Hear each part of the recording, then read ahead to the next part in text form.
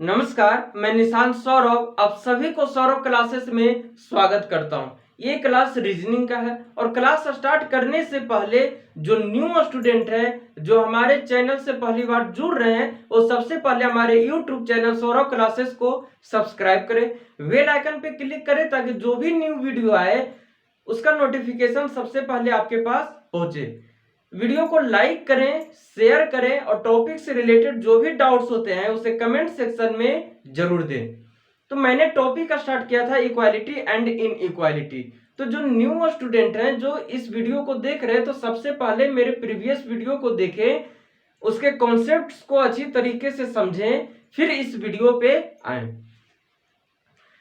तो मैंने टॉपिक का स्टार्ट किया था इक्वालिटी एंड इनइक्वालिटी। तो इससे रिलेटेड मैंने कुछ क्वेश्चंस कॉन्सेप्ट को भी मैंने करवाए थे और कुछ क्वेश्चंस को भी मैंने करवाए थे। तो उसी को लेकर मैं आगे बढ़ रहा हूं यहाँ पे। तो देखिए यहाँ पे जब हम आगे लेकर बढ़ रहे हैं, तो यहाँ पे अगर मैं कोई स्टेटमेंट ले रहा हूं, यहाँ पे स्टेटमेंट, अगर मैं यहाँ पे कोई स्टेटमेंट लूं, अगर मान लीजिए कि यहाँ पे मैं स्टेटमेंट ले रहा हूं कि A greater than is equals to B, greater than is equals to C, greater than D, greater than is equals to E, greater than F, ये लिया गया है यहाँ पे। एंड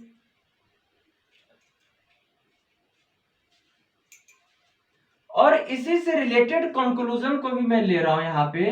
तो ध्यान दीजिए, जो कंक्लूजन होगा वो स्टेटमेंट से ही रिलेटेड रहेगा। जो भी एलिमेंट यहाँ पे दिया रहेगा उसी एलिमेंट को कंक्लूजन में दिया जाएगा। तो कंक्लूजन में अगर कंक्लूजन नंबर ए यहाँ पे मैं लूं, तो यहाँ पे A greater than is equals to F, and B number है A greater than F, C number है कि A greater than D, and D number है A is equals to D, E number है कि B is equals to E, and F number है B greater than E, G number है कि B greater than is equals to F, and H number है B less than is equals to D, I number है यहां पे, अच्छा अभी रहने देखिए। अब ये जो कंक्लूजन दिया गया है, ये कंक्लूजन इसी स्टेटमेंट से रिलेटेड दिया गया है।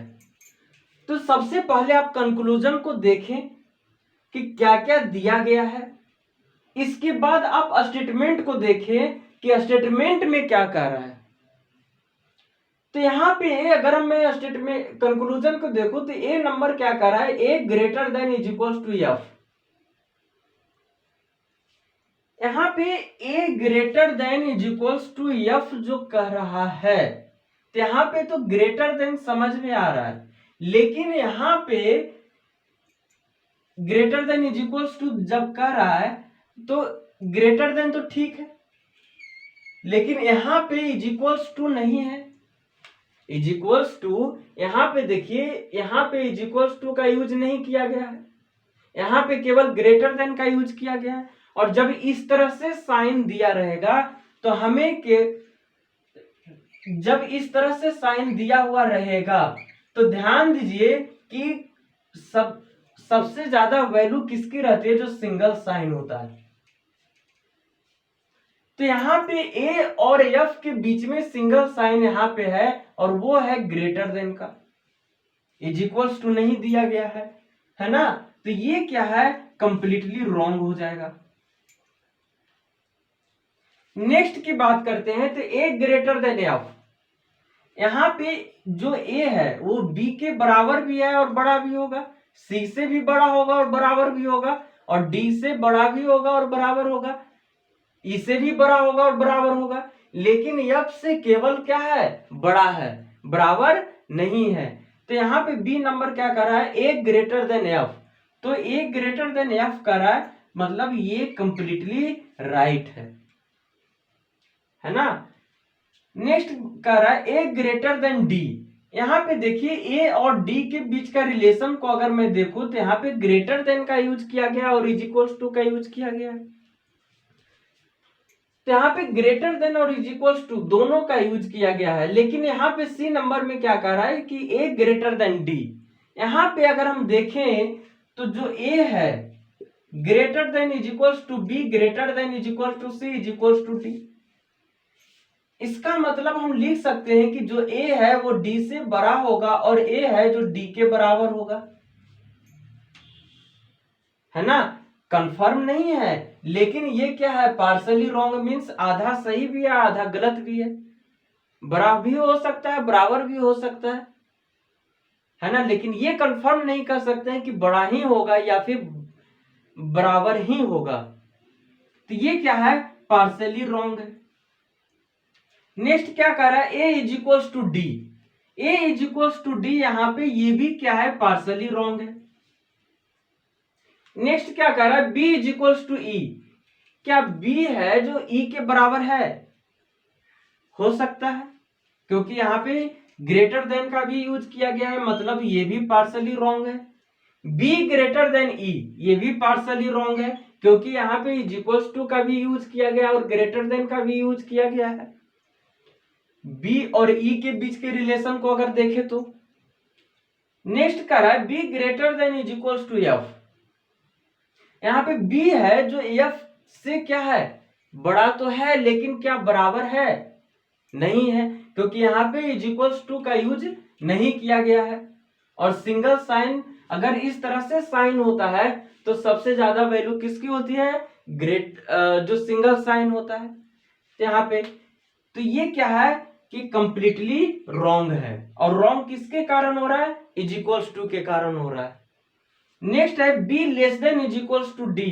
क्या बी है जो डी से छोटा है, बराबर तो ठीक है बराबर हो रहा है यहाँ पे क्या, लेकिन छोटा हो रहा है नहीं, मतलब ये भी गलत है। तो किस तरह से देखिए स्टेटमेंट कंप्लीटली रॉन्ग हो रहा है और पार्सली रॉन्ग हो रहा है और कंप्लीटली राइट हो रहा है। इन चीजों को ध्यान से देखिए। अगर इसका आंसर लिखना रहेगा तो इसका आंसर क्या लिख सकते हैं, अगर इसका आंसर लिखना होगा तो इसका आंसर क्या लिखेंगे, कौन कौन सा स्टेटमेंट सही हो रहा है यहाँ पे। एक तो कंक्लूजन नंबर बी,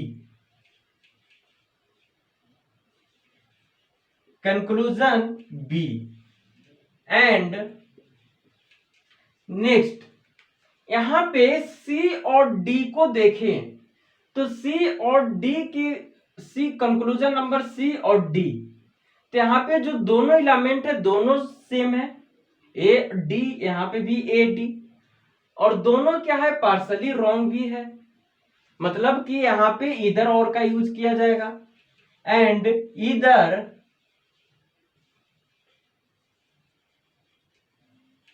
कंक्लूजन, या फिर इसको इस तरह से भी लिख सकते हैं। एक तो ये है conclusion number B follow, conclusion B follow and next ये भी लिख सकते हैं कि इधर कंक्लूजन सी और D follows. Next B is equals to E and B greater than E। यहाँ पे इसमें भी क्या है पार्सली रॉन्ग है और दोनों एलिमेंट क्या है सेम है, मतलब कि यहाँ पे भी इधर और का यूज किया जाएगा। इधर कंक्लूजन E और F फॉलोज। नेक्स्ट की अगर बात करते हैं G और H, कंक्लूजन नंबर G और H, तो ये तो कंप्लीटली रॉन्ग है। तो अपना आंसर क्या होगा, एक तो कंक्लूजन B क्या है फॉलो होगा, सेकंड क्या है कि C और D दोनों इधर में आ जाएगा, इधर कंक्लूजन C और D फॉलोज। नेक्स्ट क्या हो जाएगा इधर कंक्लूजन E और F फॉलोज। तो ध्यान से देखिए कि किस तरह से कंक्लूजन सही हो रहे हैं और किस तरह से गलत हो रहे हैं और कहां पे इधर और का यूज किया जा रहा है। नेक्स्ट की तरफ बढ़ते हैं। यहाँ पे अगर मैं नेक्स्ट की तरफ बढ़ूं तो यहाँ पे देखिए नेक्स्ट स्टेटमेंट को ले रहा हूं। यहाँ पे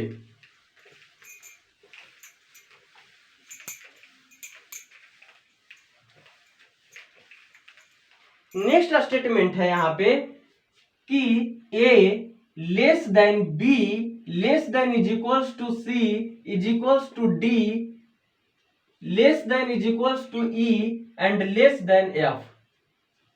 ये स्टेटमेंट लिया गया है और इसी स्टेटमेंट से रिलेटेड मैं कंक्लूजन को ले रहा हूं। तो यहाँ पे जो कंक्लूजन में ले रहा हूं तो इसी स्टेटमेंट से रिलेटेड मैं ले रहा हूं कंक्लूजन को। तो देखिए अगर मैं यहाँ पे कंक्लूजन कर लूं तो A less than B and B number ले रहा हूं यहाँ पे A less than is equals to C and C number है यहाँ पे conclusion number C C is equals to E and conclusion number D C less than E. Conclusion number E C less than F. Conclusion number F है यहाँ पे कि B greater than F and G number है A greater than is equals to F and H number है यहां पे कि C greater than ए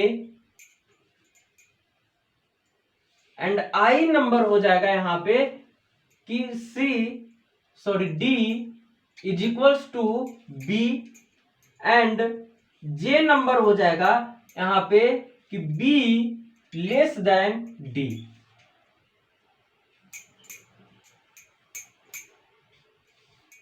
ध्यान दीजिए यहां पे ये जो कंक्लूजन दिया गया है इस कंक्लूजन को देखिए उसके बाद आप स्टेटमेंट को देखिए। यहां पे अगर मैं कंक्लूजन को देखूं तो कंक्लूजन नंबर ए क्या कह रहा है कि ए लेस देन बी। क्या यहाँ पे ए है वो बी से छोटा है? सही है, मतलब ये कंप्लीटली राइट है, कंप्लीटली राइट है। सेकेंड है यहाँ पे A less than is equals to C. क्या यहाँ पे ए है वो सी से छोटा है या फिर बराबर है? इसका मतलब तो यही होगा कि जो ए है वो इज इक्वल्स टू सी के बराबर भी है और ए लेस देन सी। इसका मतलब यही होगा इस साइन का मतलब। और हम स्टेटमेंट को देखें तो स्टेटमेंट है वो लेस देन का यूज किया गया है। जब इस तरह से साइन होता है तो ध्यान दीजिए मैंने बताया था कि सिंगल साइन का वैल्यू ज्यादा होती है। तो यहां पे देखें तो लेस देन तो ठीक है लेकिन इज इक्वल्स टू क्या सही है? नहीं है, मतलब ये कंप्लीटली रॉन्ग है। सी नंबर बात करते हैं तो C conclusion number C is equals to E. क्या सी है वो ई के बराबर है? हो रहा है, बराबर भी हो रहा है और सी है जो छोटा भी हो रहा है यहाँ पे, है ना। तो यहाँ पे देखिए कि जो सी है वो ई के बराबर भी हो रहा है यहाँ पे, है ना। तो ये क्या है? अच्छा बराबर तो हो रहा है लेकिन यहाँ पे छोटा भी हो रहा है, तो ये कंप्लीटली राइट नहीं है, ये पार्सली रॉन्ग है, मीन्स आधा सही है और आधा गलत है। नेक्स्ट की बात है तो C लेस देन E। क्या C है वो E से छोटा है? लेस देन है, स्मॉलर है यहाँ पे। तो ये भी क्या है? पार्सली रॉन्ग है, छोटा तो हो रहा है लेकिन बराबर भी हो रहा है यहाँ पे। B greater then F। क्या B है जो F से बड़ा है? Sorry, C less than F। C है वो F से छोटा है। जो C है क्या F से छोटा है? छोटा है ना। यहाँ पे ये क्या है? कंप्लीटली राइट है। C और F के बीच के रिलेशन को देखें। नेक्स्ट है B ग्रेटर देन F। क्या B है जो F से बड़ा है? B और F के बीच के रिलेशन को देखें बड़ा तो नहीं है लेकिन छोटा है, तो ये क्या है, कंप्लीटली रॉन्ग है। A greater than is equals to F, क्या ए है जो एफ से बड़ा है और बराबर है? नहीं है, क्योंकि यहाँ पे लेस देन का यूज किया गया है और ग्रेटर देन लेस देन और इज इक्वल्स टू का यूज किया गया है ना। और जब इस तरह से साइन होता है तो सिंगल साइन का वैल्यू ज्यादा होती है, तो सिंगल साइन का तो वैल्यू ज्यादा होती है, लेकिन यहाँ पे क्या है, लेस देन है और यहाँ पे कंक्लूजन में ग्रेटर देन है, तो ये क्या है, कंप्लीटली रॉन्ग है। कंक्लूजन नंबर एच, सी ग्रेटर देन ए, क्या सी है जो ए से बड़ा है? देखिए यहाँ पे है बड़ा, है ना, क्योंकि यहाँ पे दो साइन का यूज किया गया है, ग्रेटर देन और इज इक्वल्स टू। एक तो ग्रेटर देन है और दूसरा greater than is equals to. जब इस तरह से साइन होता है तो सिंगल साइन का वैल्यू ज्यादा होती है, तो यहाँ पे क्या है, जो ए है वो किससे छोटा है, तो सी से छोटा है, मतलब कंक्लूजन नंबर एच सही है। Conclusion number I, conclusion number I क्या कर रहा है कि d is equals to B, क्या यहाँ पे d है वो b के बराबर है? ध्यान से देखिए, तो d जो यहाँ पे ये जो लिया गया है, क्या लिया गया है कि b less than is equals to c is equals to d। इसका मतलब ये है कि जो b है वो d के बराबर भी होगा और b है d से छोटा भी होगा, है ना। तो इस तरह से अगर मैं देखूं तो d is equals to B, ये तो सही हो रहा है, लेकिन क्या कंप्लीटली राइट हो रहा है? कंप्लीटली राइट नहीं हो रहा है, तो ये क्या है, पार्शियली रॉन्ग है। Next b is equals to D, b less than d, क्या b d से छोटा है? b d से छोटा है यहाँ पे छोटा, ये भी पार्शियली रॉन्ग है। अब कौन कौन से कंक्लूजन है जो कंप्लीटली राइट है, पार्शियली रॉन्ग है, कहां पे इधर और का यूज किया जाएगा, उन चीजों को भी देखना है यहाँ पे। तो अगर इसका आंसर लिखना रहेगा कि कौन कौन सा कंक्लूजन यहाँ पे सही है, तो देखिए कंक्लूजन नंबर ए फॉलो,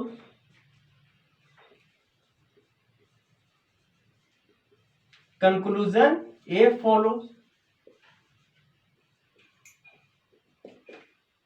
इसके साथ क्या है कि C और D को देखें, कंक्लूजन C और D को देखें तो दोनों एलिमेंट सेम है और दोनों के बीच दो साइन का यूज किया गया है और दोनों क्या है, पार्शियली रॉन्ग भी है।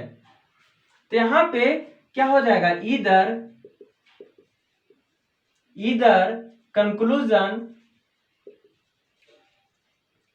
कंक्लूजन C और D फॉलोज। नेक्स्ट यहाँ पे कंक्लूजन नंबर ई, ये क्या है, कंप्लीटली राइट है ना, तो यहाँ पे लिख सकते हैं कि कंक्लूजन ई फॉलोज। एच नंबर है, एच नंबर क्या है यहाँ पे देखिए, और कंक्लूजन एफ और जी की बात करते हैं तो ये दोनों कंप्लीटली रॉन्ग है ना। इसके बाद क्या है, कंक्लूजन नंबर एच है, तो यहां पे लिख सकते हैं कंक्लूजन एच फॉलोज। नेक्स्ट यहां पे कंक्लूजन आई और जे को देखें, तो आई और जे को हम देखेंगे तो दोनों एलिमेंट क्या है, सेम है और दोनों के बीच दो साइन का यूज किया गया है और दोनों क्या है, पार्शियली रॉन्ग भी है, मतलब कि यहाँ पे इधर और का यूज किया जाएगा, तो क्या हो जाएगा यहाँ पे, इधर कंक्लूजन कौन सा कंक्लूजन, आई और जे